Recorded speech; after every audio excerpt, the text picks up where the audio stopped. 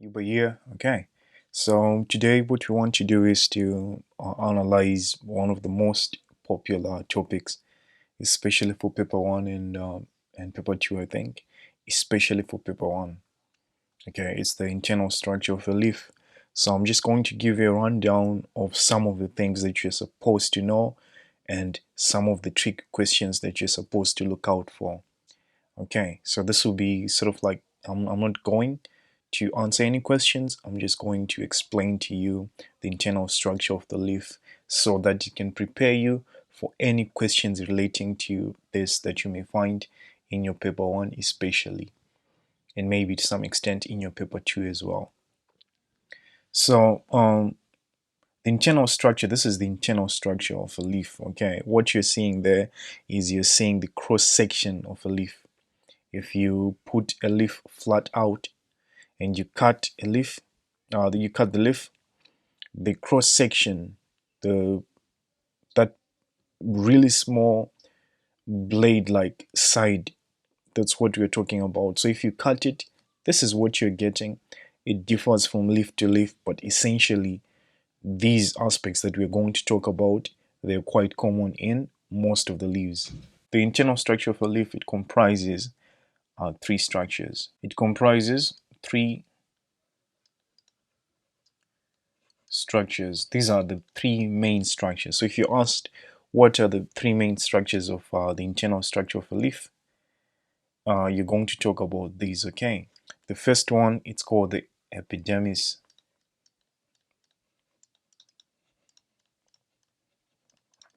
Okay, we're going to talk about this very soon. The second one, it's called the mesophyll.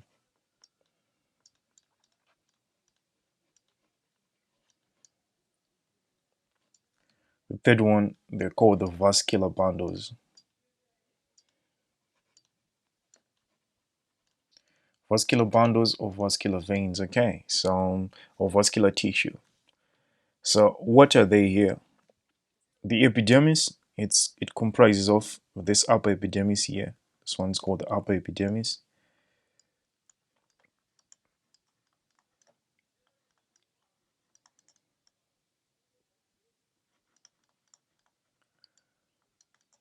This one is called the lower epidermis.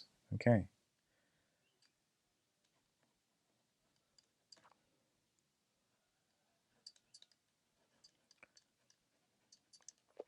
So essentially the epidermis is present in the top part and also in the bottom part. So the upper part and the lower part. These two here, they're sort of like fairly rectangular. They're called the upper and the lower epidermis. Okay. So normally the epidermis, it helps with regulation of gas exchange. Okay. So let me write epidermis here.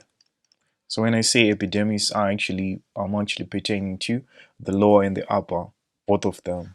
So these are the notes. These are some of the things that you're supposed to remember. The epidermis helps in the regulation of gas exchange.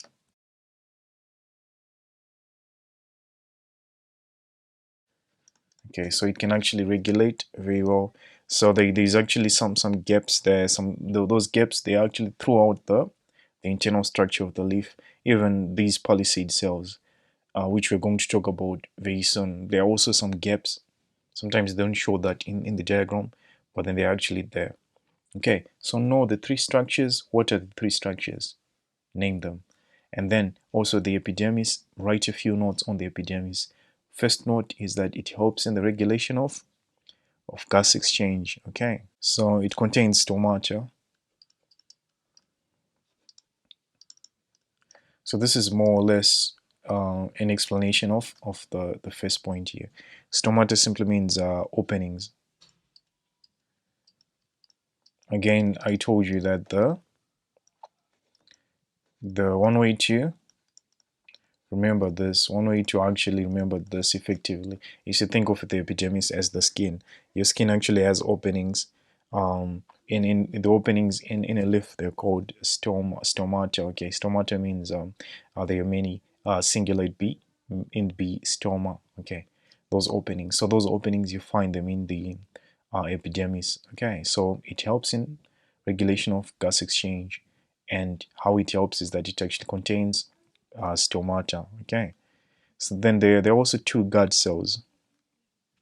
So two guard cells surround the stoma. So what I've realized,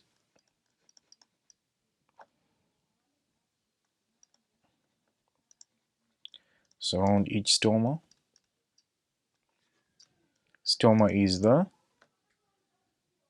singular, each opening. Okay, so what I've realized is that normally when they ask you this, they normally don't ask you for guard cells or anything like that, and they also really test the gas exchange part.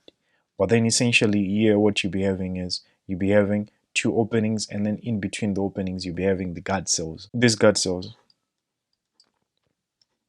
they actually have chloroplasts, interestingly.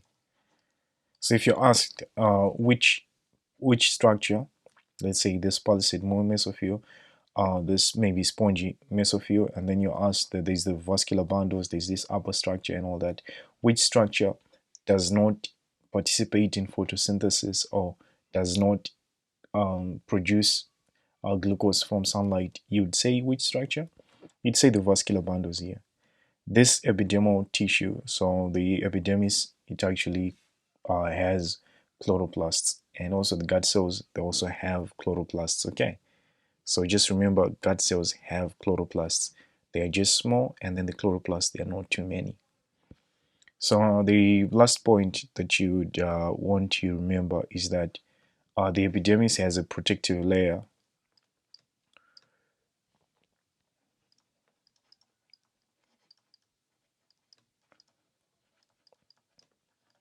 called the waxy cuticle. To say waxy, it's just a description. Okay, it's waxy, so that it's kind of waterproof. So wax in general, it's a water resistant material. So this cuticle, it simply means this thin layer up there. It's called the cuticle. Okay, so the cuticle, it's waxy. So it's waxy because it's waterproof. Okay, so we have talked about the epidermis. These are the points that you need to remember.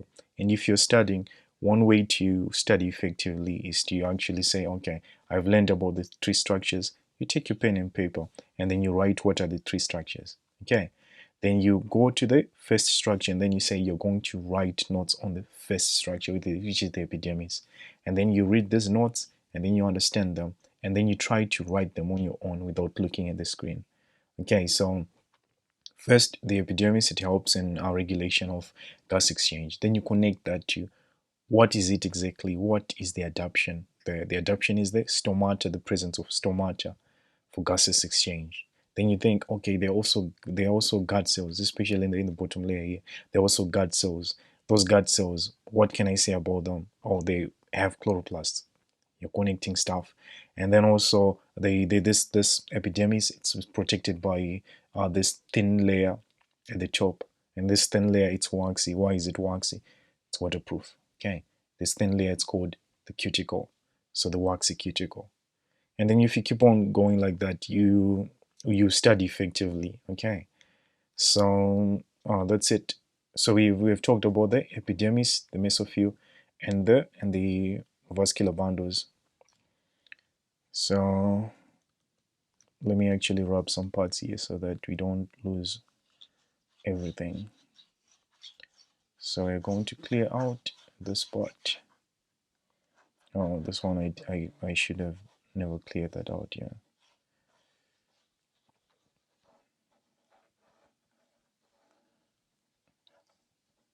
Okay. So this is the upper epidermis. So let's keep that in there. We need it. So now we are moving to the mesophyll. Mesophyll simply means middle leaf, and mesophyll, it comprises two structures. Okay, so mesophyll, it comprises two tissue substructures. Essentially, on knots, what you have to remember is B. These are called the palisade. mesophyll. Mesophyll simply means tissue, inner tissue. Okay, so this palisade mesophyll, it's this here, and these cells that you're seeing, they're called palisade cells. So here, this is a palisade cell. Palisade cell. And what you're seeing inside, the little things that you're seeing inside, they're called chloroplasts. Okay, so let me actually label this. They're called chloroplasts. So these are sort of like really big. They're big players in for photosynthesis. Okay.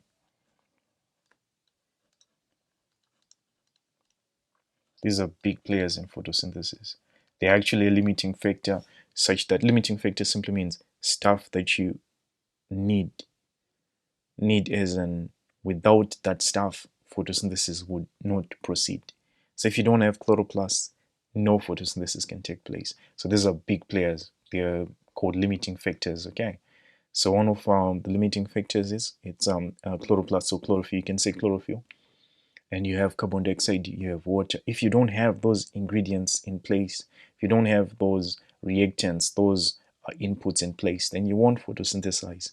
So we say they are limiting factors. Okay. So the mesophyll, it simply means the medullifs or the medu internal tissue. Okay. So we have the palisade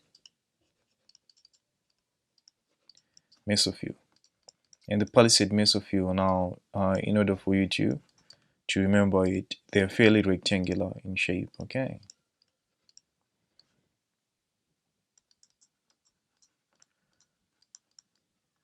So they're fairly rectangular. Yeah, you can see um, they're fairly rectangular. They're long, and then they also are narrow. So that's where the rectangular structure is coming from. Okay. They contain the most chloroplasts. So contain the most chloroplasts. So let me actually say A here. Okay.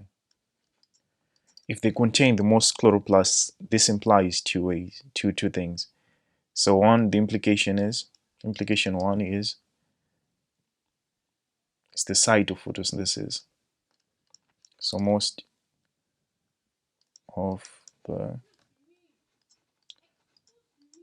photosynthetic process occurs here. Okay. So if you're asked where does most of the photosynthesis take place, it's in the palisade mesophyll. So this mesophyll here, it's usually indicated by B. If they are indicating the whole structure, then that's it. And the reason for that, if you're asked the reason, it's because it contains the most chloroplasts here, just like what I said. These are limiting factors. So whenever you have more of limiting factors, you're actually setting yourself up for a greater chance of producing whatever the process is producing there. Whatever reaction. Okay, so it has the most chloroplasts, and we say that the palisade mesophyll, this one, we say it's got the most chloroplasts, and we say that there are two implications. It has the most of the photosynthetic process occurs here, and then the second one is that you find the highest concentration.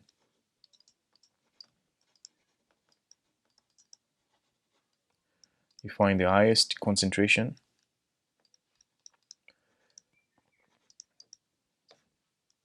of magnesium. Okay, sometimes they ask you. So magnesium, it's important to the chlorophyll of a leaf. Okay, so magnesium, you find it in the chlorophyll molecule, especially in the enzymes. So sometimes they'll ask you, where do you find the most magnesium in which part? So it's obviously palisade mesophyll. Okay, so just to recap, this is the palisade mesophyll, these cells here. So this palisade mesophyll, it's kind of fairly rectangular in shape. They are long and they're also narrow. They run from top to bottom, top to bottom. Okay, they contain the most chloroplasts, this little stuff here. And this is the reason why they are the site for most of the photosynthesis. Okay, so chloroplasts, more chloroplasts, leaf is happy. We can produce more glucose or more products. Okay, then you find the highest concentration of magnesium as well. Magnesium, whenever you think of magnesium, just think of the chlorophyll molecule. Okay, magnesium, it's important there. So in the enzymes in the chlorophyll molecule, you always find magnesium, and then that's it. So they help capture, these chloroplasts, they help capture sunlight. Okay, so now your task would be, again, just a rundown. When you're analyzing this, learn to draw first the structure, and also label everything that's there. After you're done, name the three structures without looking, and then also explain give us some few notes on the epidermis, cover the gut cells, cover the stomata, what are they important for. After that, you go to the mesophyll, write a few notes on there, connect the notes. They don't have to be like this. You can even say, okay, I've mentioned chloroplasts. Oh, so chloroplasts, a limiting factor in photosynthesis, chlorophyll. Okay, so and then you go to magnesium, and then you say, yeah, magnesium, it's present there, and it's present in high quantity. That also means in gut cells you also find magnesium, by the way, since we say that we have chloroplasts in the gut cells as well. So yeah, that's it. So let's continue to the part of the mesophyll. Okay, so I'm going to wrap this part. Okay, you can screen grab it or capture it somewhere else. So we've talked about the palisade mesophyll. So now we are going to talk about the spongy mesophyll. Okay, so these are spongy cells. Okay, spongy cells. Okay, so the region where you find spongy cells, so this whole region here, would be the spongy mesophyll. Spongy mesophyll. Okay, just double check the spellings. I'm not good at spelling, so yeah, spongy mesophyll. Just double check. So the spongy mesophyll is what we're going to talk about here. So as you can see, one of the notes that you should check from spongy mesophyll is that they are irregular in shape. Okay.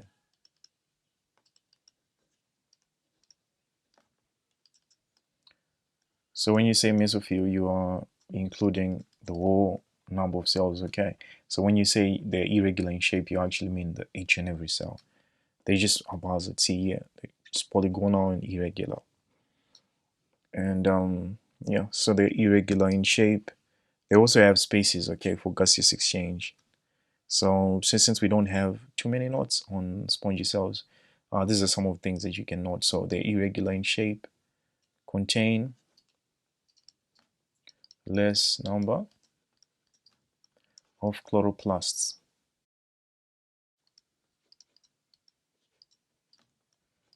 per cell than the palisade mesophyll. Okay. So it also means that if you're asked to write notes on this, you can also include that they contain a greater number of chloroplasts per cell than gut cells. Okay, so you're just being creative, taking as much as you can. But essentially, this is so some photosynthesis actually take place. So second largest production. Okay.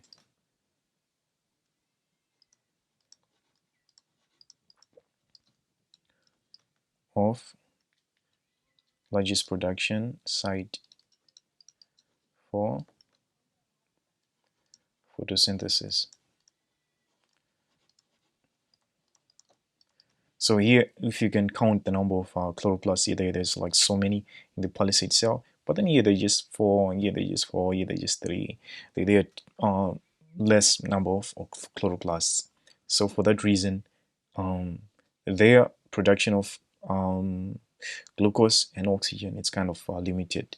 So it's less than 4 for the palisade cells or palisade mesophyll. Okay, so these are some of the notes that you can note on spongy cells. They're irregular in shape.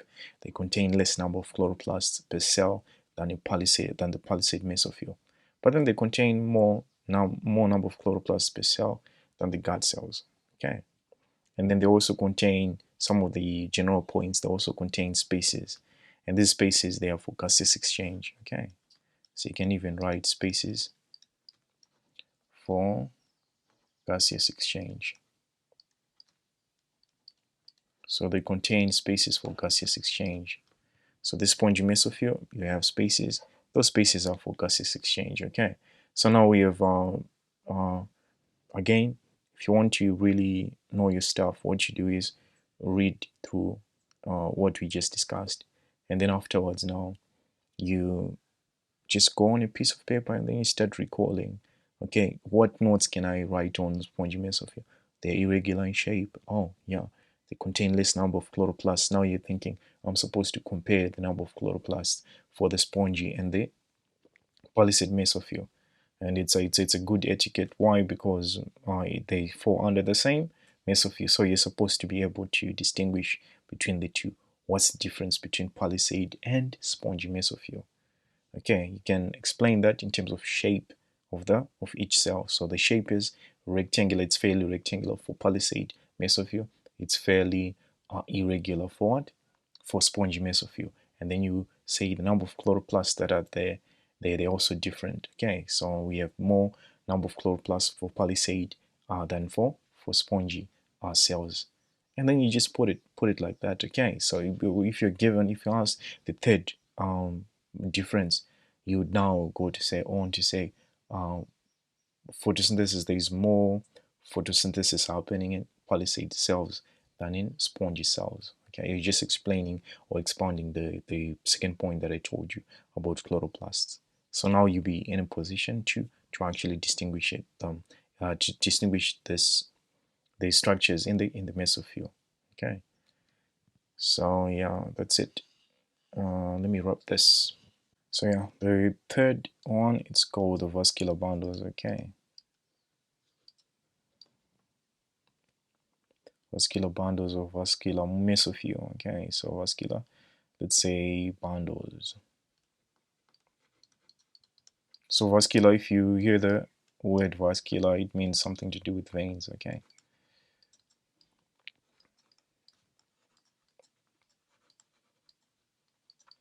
simply means pertaining to veins. So vascular bundles, those are pertaining the veins. Okay, so this one would be the vascular bundle, or you can say vein. Okay, and normally you should label the vein. You should label the I don't know if they call it phlegm or they call it phloem. I would just say phloem, so that you don't mess up on the spelling. So the vascular bundles, they comprise the xylem and the phloem. Okay, I say phloem so that I don't forget the spelling here. So what you should do is you should be able to label. Sometimes they put the structure, they put them differently. So you'll be seeing some structure that's somewhat different. Look up the structure of internal structure of a leaf, and then know this distinction between the two. Okay. So in the same way that we had the spongy and palisade mesophyll for the mesophyll here section, for the inner section, we also have to distinguish the vascular bundles. How are they different? What are their different roles? Okay, so let's start with the phloem.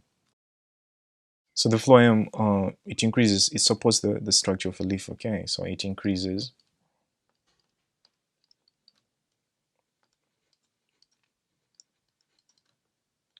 support for the structure of a leaf. So when you're thinking it in your head, it's just structural support. Okay, you need structural support. The phloem, it helps. Okay, so what you're having here is you're having two openings. They face in the opposite directions. So one will be facing coming into the screen, and then the other one will be facing going into the screen. That's not very important. What's important is that the phloem, this one associated with just say food in general, just associated with food. Then the xylem associated with water. Okay, so these are important to food and water transport. Okay, but the important features would be the phloem. It also increases the support for the structure of the leaf. Okay, so if you have seen a leaf, one of the hardest structures in a leaf, they're actually the veins. The veins are very robust. So the veins there, it's partly to do with the phloem. Okay, it increases that support, and it transports produce of photosynthesis. So transports organic molecules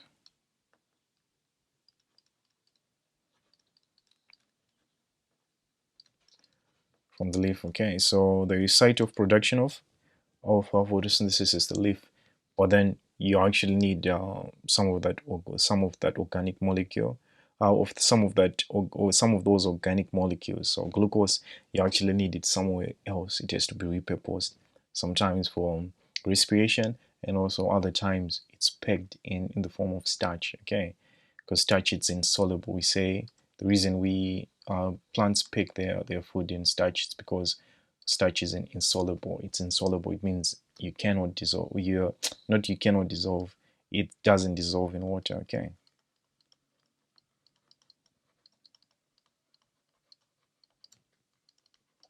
It doesn't dissolve in water. Okay, so we say that it's insoluble. So whenever we produce glucose in the leaf, we want that glucose to go at least in part to respiration. So after that, we have excess. That excess, we create starch. Okay, so there are processes where when they're in the plant, where they convert glucose to starch. Starch, it's a macromolecule. We say that it's a big molecule. It doesn't dissolve in water. Okay, unlike glucose. So that's why it's very attractive in terms of storing it as a storage molecule. It's really good. Okay, so those are the stuff that you're supposed to know. So again, phlegm or phloem, just associated with food, know these 2 points. It increases the support of the structure of a leaf. Okay, one, and then it also transports organic molecules from the leaf. Okay, through the plant. So yeah, so finally the xylem. The xylem, I told you, associate the xylem with water. Okay, what it does, it transports